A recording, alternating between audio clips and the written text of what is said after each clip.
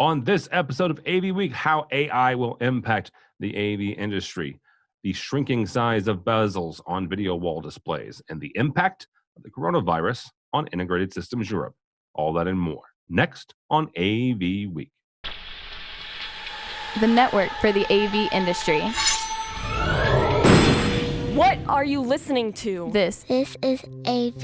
This is AVNation. This is AVNation. This is AVWeek, episode 441, recorded Friday, January 31st, 2020. Unpredictable AV. Support for AVNation is brought to you by Extron, industry-leading technology backed by world-class support. And by Christie Digital. And by Biamp. This is AVWeek, your weekly wrap-up of audiovisual news and information. My name is Tim Albright. I am your host. With us to discuss the news that we have gathered this week. This is almost like old home week for me. First and foremost, one of three of my very first guests ever on AVWeek. His name is Mr. George Tucker. Welcome, sir. Hey, everybody. Glad to be on again. And I think Matt was like the fourth or fifth one, so we'll put him in order. Mr. Matt D. Scott, welcome, sir. Thank you, sir. Glad to be here. And not to be outdone, guest number, 6 or 7 or 8, Mr. Chris Netto's hashtag AV in the AM. Welcome, sir. How are you, sir? You did slide into my DMs at about the 9th or 10th episode. Oh, yes. Sliding into And it got weird. We want to give you all a of shot. Dude, I know where I got my start. This is nothing. Slide Respect. into You got your DMs. start. I got my start. Good Lord Almighty. All right. What do you got for us, Tim? Come on. I got Challenge nothing. us today. I got nothing. All right, let's kick it off actually with a little bit of weird. This may very well be the first medical article that issue that we've dealt with here on AVWeek in the last 8 years. Coronavirus. If you're not familiar, there's a virus going out, an outbreak happening literally all over the world as of this morning and as of this recording. There is a case in every single region of China, where the virus originated. There are reports in the U.S. There are also reports in different parts of the world. The first one in India actually came about yesterday. What does this have to do with AV? Well, the world's biggest audiovisual trade show happens in about a week. Actually, from the time this posts, it will be a week and a day. Integrated Systems Europe happens the 11th through the 14th of February. 80,000 people, 8% of those from China, will gather together. Now, a couple of different things happening here. Mike Blackman, the show director for Integrated Systems Europe, put this announcement out yesterday. In an announcement, quote unquote, in an announcement made late this evening, the World Health Organization declared a public health emergency of international concern. This declaration was made to promote and coordinate international efforts and enhance preparedness in response to the coronavirus outbreak. The advice as of now is not meant to limit global travel or business. The WHO stressed that restricting the movement of people and goods during public health emergencies may be ineffective. Bottom line, ISE as of right now is still taking place. I don't think anybody has put together any sort of scenario where ISE doesn't take place, but obviously none of us know what happens with the World Health Organization or the European counterpart as well. I'm kind of glad that all three of you are on. Tucker and Netto, both of you guys were with me the very first time that we hit ISE 5 years ago now, along with our buddy, Mr. Bill O'Donnell. If I remember correctly, all four of us got something. It was not as serious as coronavirus. Let's be frank about that. It was some sort of regular trade show crud, right? But all of us were pretty well laid up for about 4 or 5 days afterwards. So all three of you have been with me to this show at this point. When it comes to shows like this, where we've got folks from literally all over the world, Tucker, I'm going to start with you. How do we keep ourselves safe? And just general, I mean, I don't know if this is this general hygiene practices or if this is, walk around with a bottle of sanitizer. Well, I as you well know, I travel once a week, right? I'm in a new city almost every week doing some kind of theatrical install. And I catch something every kind of third or fourth visit, right? So every third or fourth, I catch something just because somebody doesn't take the responsibility of cleaning off whatever they're doing or to sneeze into something proper. But you always get a cold at a trade show because you're shaking hands and you're doing stuff like that without washing. And we as humans often will shake hands and then we'll touch our face and we'll put that right into ourselves, especially this virus. It's not like the influenza, which is tiny particles which can spread by sneezing. It's all about touching something someone else touched. So you're right. It's all hygiene. And here's my thing about this. I know everyone's really panicked about it. It is a pandemic in its own sense, but I did some research. Just some real quick numbers. There's about 10,000 cases of the coronavirus right now, right? 213 people have died. There's 140 cases outside of China. About 10 are in the US, maybe. Okay. 13 million people reported getting the flu this year alone. 8,000 have died so far. The influenza kills 60,000 people a year. We're not at that yet. It's the same kind of thing. Plus the coronavirus, if you read the CDC and you read everything else going on, it often causes flu-like symptoms, and some people with compromised immunities will get respiratory issues and could get very sick. That's what's happening. And I think we're making a little bit of a big deal about a pandemic. We should, but there's full-on panic, like some of the people quoted in the original article, whom I love dearly. I love you, you know it. But this is a panic attack, I think. And, if you're compromised, yes, take care. Don't go. But if you're not, wash your hands all the time. All right, Mr. Netto, same kind of question, because you were on that first trip with me. And again, I think you got the worst of it, honestly, more than Tucker. He always and gets Bill the and worst of it. I know. Poor Netto. I apologize. Computers. I've been apologizing. It's been 5 years, guys. Come on. It has been 5 years. Come on. We just had a little bit. It was just a little cold that we shared amongst friends. But yes, not we were. It was not just a little cold. You're right, because I was down. And it was bunk beds. I'm going to remind you, it was bunk beds in that place. It wasn't. Yes. That was And I was isolated in my own little corner. So we, I don't know where it came from, how it happened. Nobody ever will know. You go into a show at the time, 70,000 people 5 years ago, or 60,000 people. It's grown exponentially since.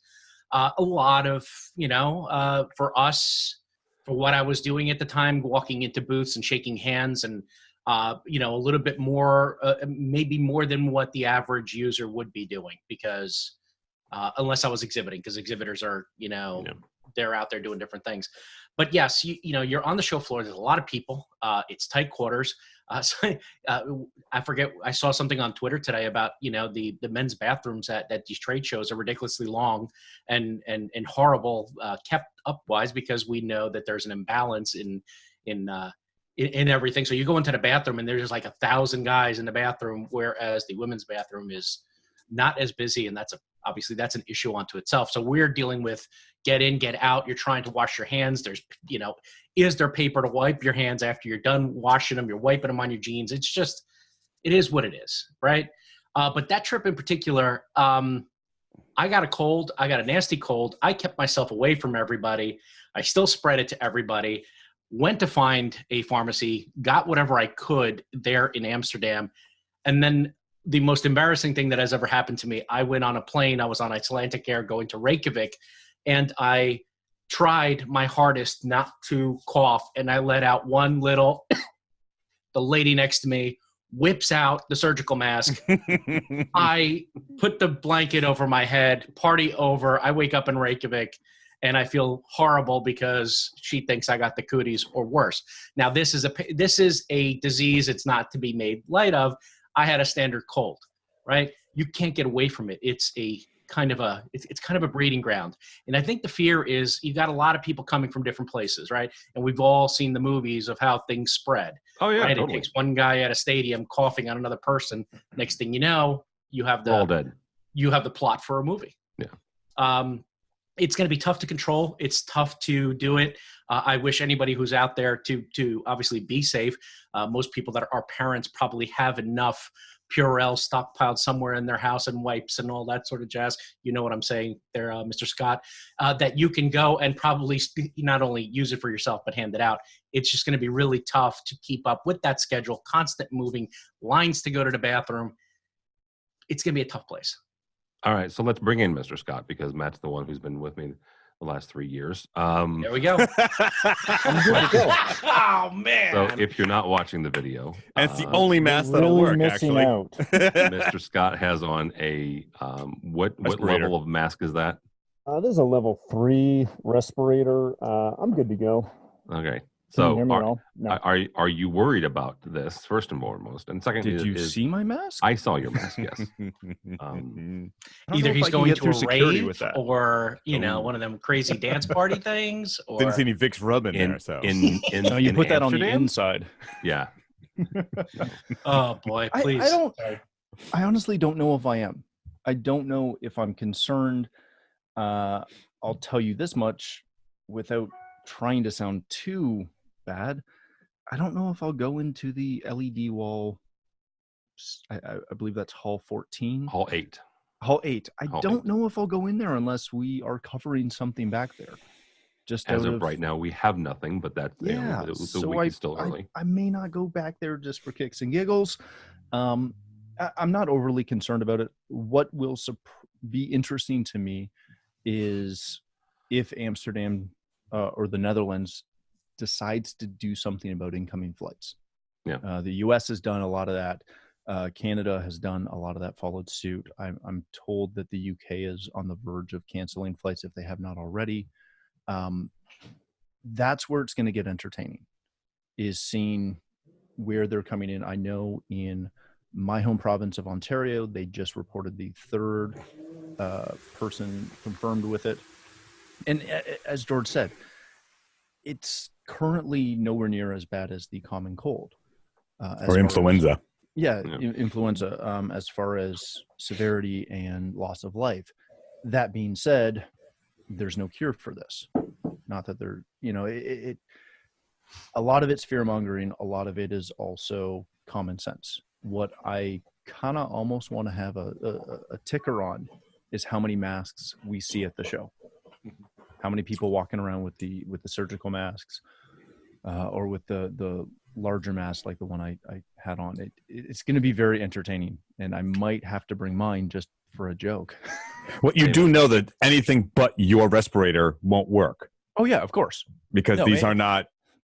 And that's the fun part of, Yeah. I look at it and go, as both of you gentlemen have alluded to, when we walk the floor, we're not walking it as attendees anymore. We walk it as press, and we're meeting and greeting all kinds of people.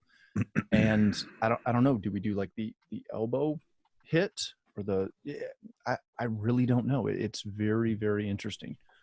Tim, and I kind of want to just go with the flow as far as what everybody else is doing. I don't want to be that one guy who's, I'm sorry, I can't talk to you. No. Yes, Mr. Can I add something to this? Like, it's weird. This is obviously a bigger scale, but on a smaller local level, if there is a tiny little outbreak at a school shut down. Yeah. Right. And I've seen schools close for them to come in and abate the school for whatever has hit. Now that's my family, right? I'm all for, hey, if I got to have them home for a couple days, for them to completely wipe clean the school because there was an outbreak of something, right? Pick whatever kid disease that could possibly pop up. Usually that will norovirus. close a school. That it will, so I'm okay with that. This is a much larger scale, right? And I understand there's people trying to coordinate efforts, but, it's not so much you, Matt, but there's a part of you that is thinking, I don't want to bring home a souvenir. Oh, 100%. I have no desire to bring anything home. Yeah. But if I can take it a step further, this is where, dare I say, the almighty dollar shows up. The cost of canceling this show, and I'm not suggesting that they should do it or that they're wrong for not doing it, but the cost to cancel this show for everyone involved is astronomical. They're going to do whatever they can to make sure that this show goes on and trust that nothing bad happens. Yeah. Yep. It is what it is. It's Well, yeah, everybody involved, from us here at AVNation to other outlets, to the manufacturers, to Avixa and Cedia, right? There's a lot of money involved here, but I think that they will at least, they will make sure that everybody is taken care of. They in Mr. Blackman's release, he also mentioned the fact that the Rye health team is on alert, and they know those symptoms and stuff like that. I'm not concerned about it. I'm not. But we'll be getting some more sanitizer, and I'm not staying with Matt this year, so that's a plus. Yeah, pretty much. Do you think they'll let me wear the respirator on the plane? I don't think they'll let you get. I don't think you'll get in the country with that. I think I think I'm going to get a stern talking to. I think you will too. Thank you so much for watching this first segment of AV Week. To see the rest of the episode, click on the link below or by the website, avnation.tv. That's avnation.tv.